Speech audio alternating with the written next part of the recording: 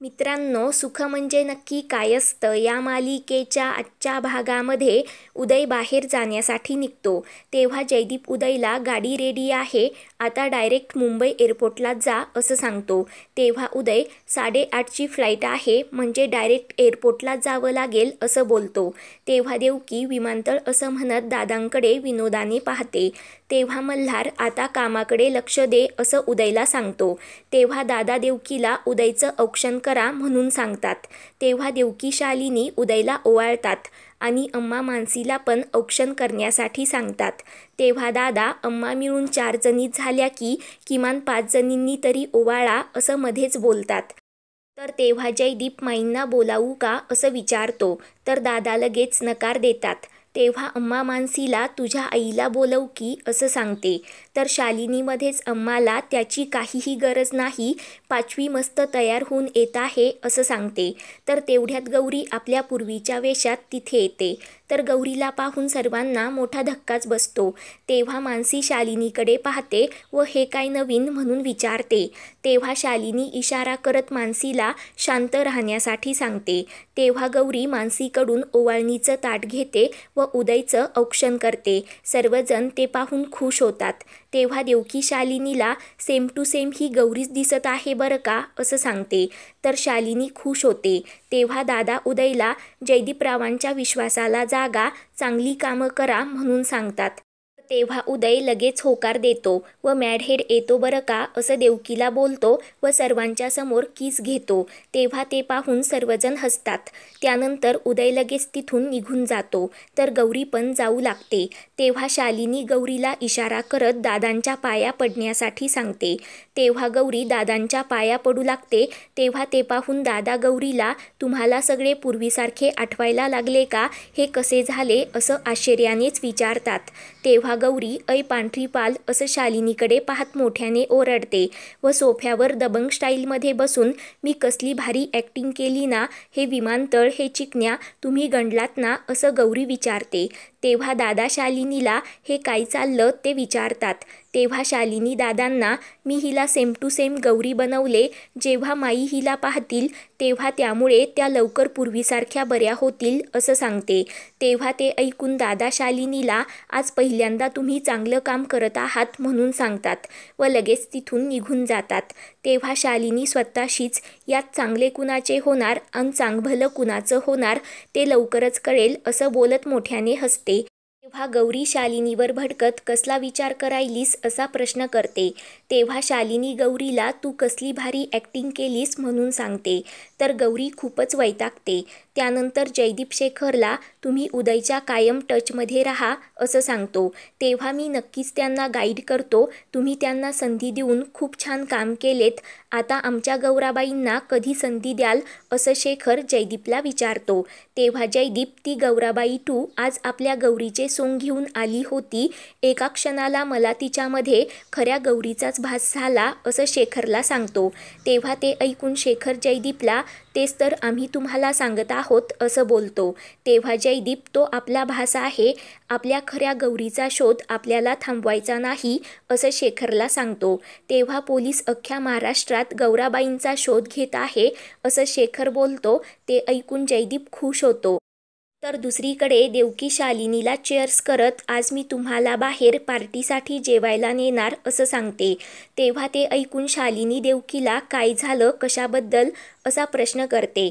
तेव्हा आमच्या यांना जयदीप भाऊजींनी सेकंड संधी दिली, त्यामुळे मी आज खूपच खुश आहे असं देवकी शालिनीला सांगते.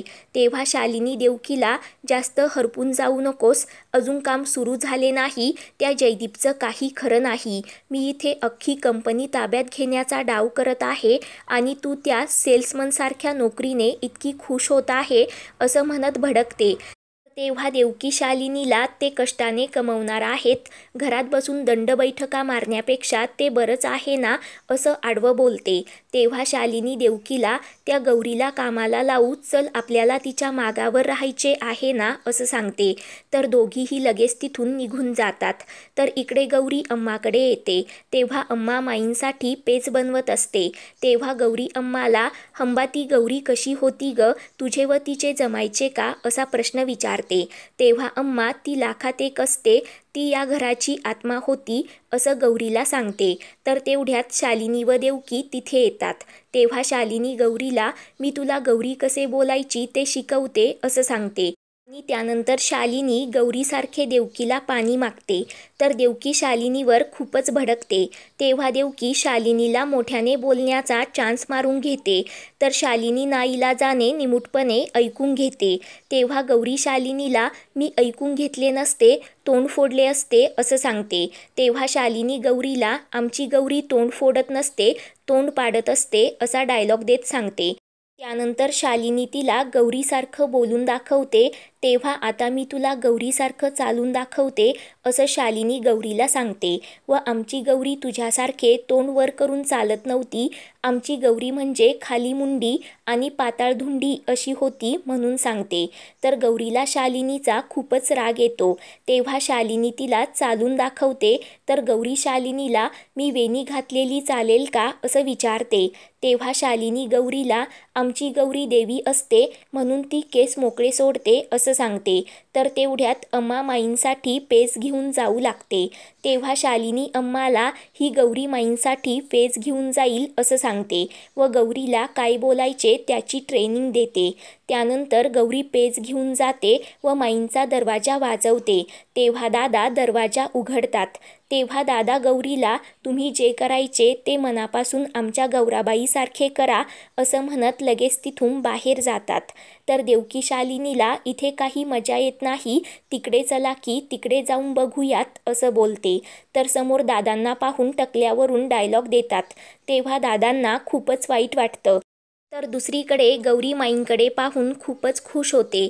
तेव्हा माई देखील गौरीला साडीवर पाहून खुश होत उठून बसतात. गौरी मला कालपासून धड उभं राहता येत नव्हतं, परंतु तुला आज या रूपात पाहून माझ्या अंगात बळ आले.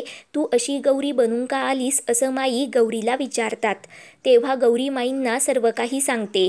आधी पेज खाऊन घ्या मग सगळं सांगते असं म्हणत गौरी माईंना प्रेमाने पेज भरवते.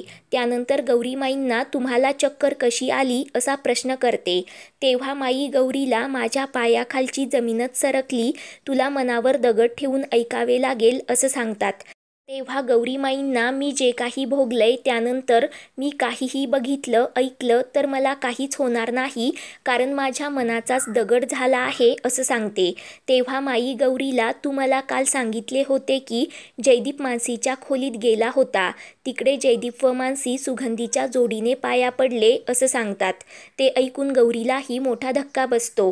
पुढील भागात मानसी देवकीला हे सर्व करण्यात माझा व माझ्या अनिलचा सर्वात मोठा वाटा आहे, शालिनी वहिनींपेक्षाही आमचा वाटा मोठा आहे असं सांगते. तर गौरी माई म्हणून शालिनीला सर्व काही सत्य सांगून टाकते. ते पाहून शालिनीला मोठा धक्का बसतो. तर मित्रांनो, पुढील भागांच्या अपडेटसाठी आपल्या चॅनलला सबस्क्राईब करा.